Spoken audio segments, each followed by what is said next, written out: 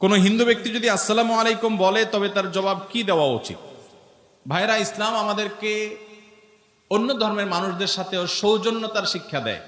আমরা একটা সমাজে যখন বসবাস করব, বিভিন্ন ধর্মের মানুষ, অন্যান্য ধর্মের মানুষের সাথে আমাদের সৌজন্য, সম্প্রীতি, সৌহার্দ্য থাকবে। আল্লাহ তাআলা কোরআনে বলেছেন, লা ইয়ানহাকুমুল্লাহু আনিল্লাযীনা লাম ইউকাতিলুকুম ফিদ-দীন ওয়া লাম ইখরিজুকুম মিন দিয়ারিকুম আন তাবাররুহুম ওয়া তুকসিতু ইলাইহিম ইন্নাল্লাহা ইউহিব্বুল মুকসিতিন।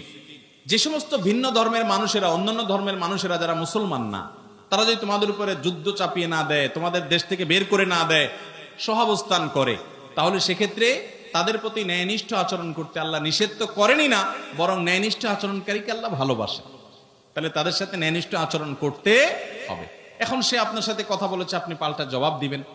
সে আপনার সাথে সুন্দর আচরণ করছে, আপনি অবশ্যই সুন্দর আচরণ করবেন।